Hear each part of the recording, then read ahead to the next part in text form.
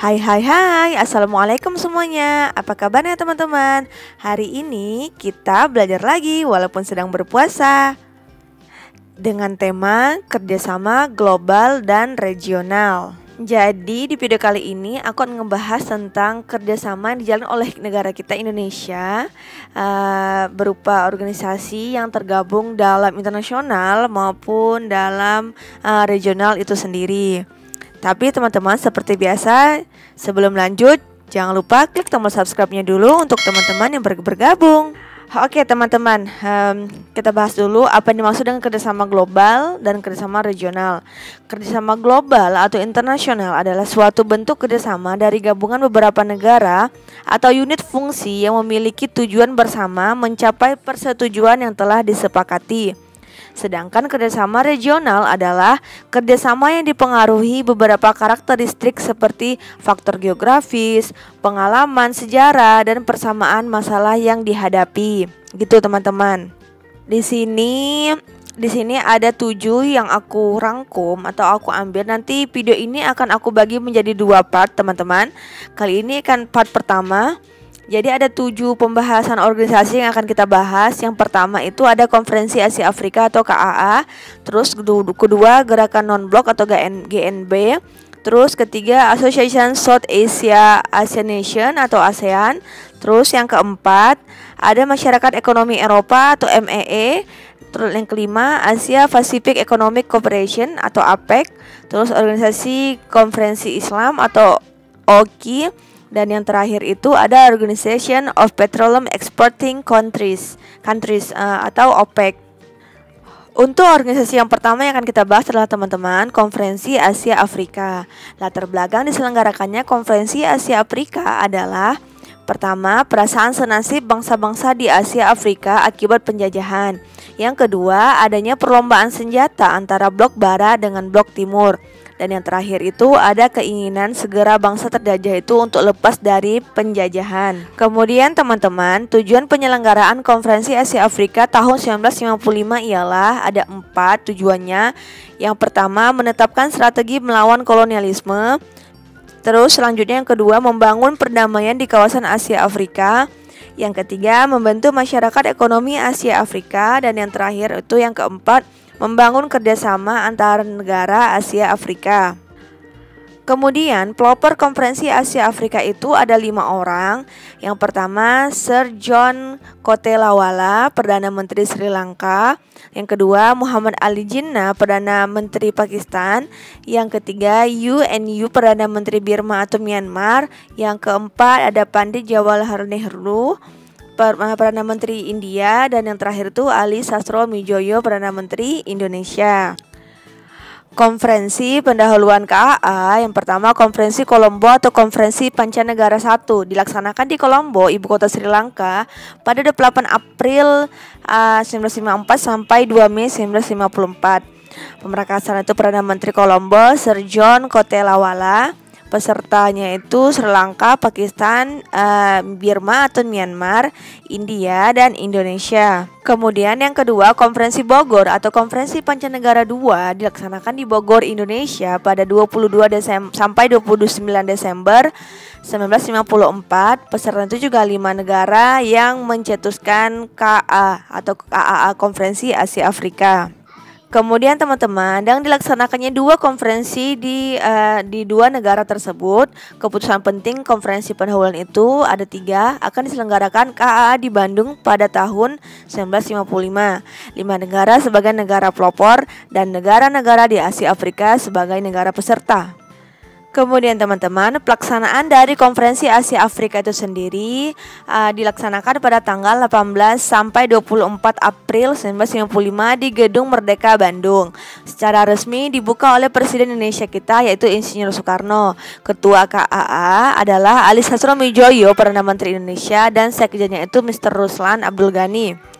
Kemudian teman-teman, di sini permasalahan yang dibahas dalam Konferensi Asia Afrika itu 3, yaitu Komite Politik ketuanya Ali Sastroamidjojo, Komite Ekonomi ketuanya Insinyur Ruseno, 3 Komite Kebudayaan ketuanya itu Mr. Muhammad Yamin. Kemudian teman-teman, peserta dari Konferensi Asia Afrika itu banyak ya teman-teman, ada 29 negara. Ada Indonesia, Sri Lanka, India, Pakistan, Burma, Myanmar, itu negara pelopor. Terus ada Afghanistan, Jepang, Irak, Iran, Yordania, Kamboja, Laos, Lebanon, Thailand. Terus juga teman-teman ada Nepal, Filipina, Arab Saudi, Sudan, Syria, RRC, Turki, Vietnam Utara dan Selatan, terus Ethiopia, Libya, Yaman, Liberia, Mesir, dan Ghana. Peserta Konferensi Asia Afrika menghasilkan kesepakatan antara bangsa-bangsa di Asia Afrika yang dikemas dalam Dasar-Sila Bandung, yaitu suatu pernyataan politik berisi 10 prinsip dasar dalam memajukan perdamaian dan kerjasama dunia. Yaitu ini kita bahas di bawah ya teman-teman. Kemudian teman-teman, ini adanya 10 dasar sila tadi. Yang pertama, menghormati hak-hak dasar manusia dan tujuan-tujuan serta ajis-ajis yang termuat dalam Piagam Jakarta. Yang kedua, menghormati kedaulatan dan integritas teritorial semua bangsa-bangsa. Yang ketiga, mengakui persamaan semua suku-suku bangsa dan persamaan semua bangsa-bangsa besar maupun kecil. Yang keempat, tidak melakukan intervensi atau campur tangan dalam soal-soal dalam negeri di negara lain. Yang kelima, menghormati hak tiap-tiap bangsa untuk mempertahankan diri sendiri secara sendirian atau secara kolektif yang sesuai dengan Piagam PBB. Terus yang keenam itu dibagi dengan 2, tidak menggunakan peraturan-peraturan dari pertahanan kolektif untuk bertindak bagi kepentingan khusus dari salah satu negara-negara besar. Dan bagian yang ke-6 bagian keduanya itu atau 6B, tidak melakukan tekanan terhadap negara lain. Lanjut teman-teman, yang ketujuh, tidak melakukan tindakan-tindakan atau ancaman agresi ataupun penggunaan kekerasan terhadap integritas teritorial atau kemerdekaan politik suatu negara. Yang ke-8, menyelesaikan segala perselisihan internasional dengan jalan damai, seperti perundingan, persetujuan, arbitrase atau penyelesaian hukum ataupun lain-lainnya dengan cara damai. Lagi menuntut pihak-pihak yang bersangkutan yang sesuai dengan Piagam PBB. Yang ke-9, memajukan kepentingan bersama dan kerjasama. Dan yang terakhir itu menghormati hukum dan kewajiban internasional. Kemudian teman-teman, kita bahas manfaat Konferensi Asia Afrika itu bagi negara kita Indonesia. Ada 3 manfaatnya: menaikkan derajat Indonesia di mata dunia internasional. Yang kedua, memperoleh penyelesaian dui kewarganegaraan dengan RRC. Dan yang terakhir itu memperoleh dukungan mengenai masalah Irian Barat. Kemudian teman-teman, tadi manfaat Konferensi Asia Afrika bagi Indonesia, sekarang bagi keseluruhan anggota. Yang pertama, semua bangsa di Asia Afrika menyadari pentingnya kemerdekaan. Kemudian semakin banyaknya negara-negara di Afrika yang mencapai kemerdekaan. Kemudian adanya penyelesaian masalah Irian Barat, ketegangan dunia berkurang. Amerika Serikat dan Australia menghapuskan politik diskriminasi. Dan yang terakhir itu negara kolonialisme dan imperialisme melepaskan daerah jajahannya. Kemudian teman-teman, kita bahas organisasi yang kedua, yaitu Gerakan Non-Blok atau GNB. Tujuan pembentukannya itu untuk mempertahankan diri dengan jalan mempersatukan diri di antara negara-negara netral guna menghadapi intervensi negara adik kuasa blok barat yang dipimpin USA dan blok timur di bawah pimpinan USSR. Konsep non-blok adalah tidak berpihak pada salah satu blok, baik itu blok barat maupun blok timur. Faktor pendorong berdirinya GNB, pertama, persamaan nasib bangsa-bangsa yang pernah dijajah telah menimbulkan penggalangan solidaritas untuk mengenyahkan kolonialisme. Terus yang kedua, terjadinya perang dingin dan ketegangan dunia akibat persaingan antara blok barat dengan blok timur. Ketiga, terjadinya krisis Kuba yang mengancam perdamaian dunia. Dan yang terakhir itu pertemuan di Kairo pada 1961 untuk mempersiapkan KTT-1 GNB. Ini teman-teman, 5 tokoh pelopor berdirinya GNB. Presiden Insinyur Soekarno di Indonesia, dia salah satunya juga. Kemudian Presiden Joseph Broz Tito Yugoslavia, terus Presiden Gamal Abdul Nasser Mesir, terus Perdana Menteri Jawaharlal Nehru dari India dan Perdana Menteri Kwame Nkrumah atau dari Ghana.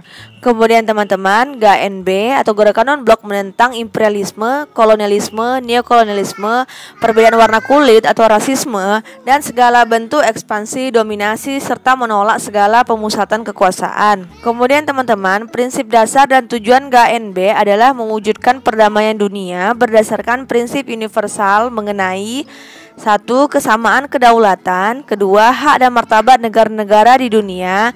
Yang ketiga, menghormati HAM. Dan yang terakhir itu kemerdekaan yang fundamental. Kemudian teman-teman, kita bahas peran Indonesia dalam GNB. Faktor utama keikutsertaan Indonesia bergabung dalam gerakan non-blok ini adalah karena adanya kesesuaian prinsip gerakan non-blok dengan politik luar negerinya Indonesia yang bebas dan aktif. Terus di sini ada 3 peranannya. Ada 4, sorry. Pertama, Indonesia berperan sebagai pelopor berdirinya GNB dimulai sejak menggagas pembentukan GNB. Gagasan pembentukan GNB ini dikemukakan oleh Presiden Soekarno bersama Jawaharlal Nehru yang juga pelopor KAA. Akhirnya bersama 4 pemimpin negara India, Ghana, Yugoslavia, dan Mesir, Indonesia mendeklarasikan berdirinya GNB. Indonesia bahkan juga aktif dalam persiapan penyelenggaraan KTT GNB di Beograd. Terus yang kedua, dalam KTT 10 GNB tahun 1992, Indonesia berperan sebagai tuan rumah penyelenggaraan KTT di mana Presiden Soeharto ketika itu bertindak sebagai ketua GNB. Yang ketiga, Indonesia memperkasai kerjasama teknis di beberapa bidang seperti bidang pertanian dan kependudukan. Dan yang terakhir, Indonesia mencetuskan upaya untuk menghidupkan kembali dialog utara dan selatan. Gitu teman-teman, untuk video part pertama baru dua organisasi aja udah sepanjang ini video kita. Nanti akan kita lanjutkan lagi part keduanya untuk organisasi yang lainnya. Oke teman-teman, thank you for watching ya teman-teman. Jangan lupa kamu share ke semua teman-teman kamu yang membutuhkan tentang materi ini. Jangan lupa like, share, and subscribe. See you in the next video. Bye bye. Assalamualaikum.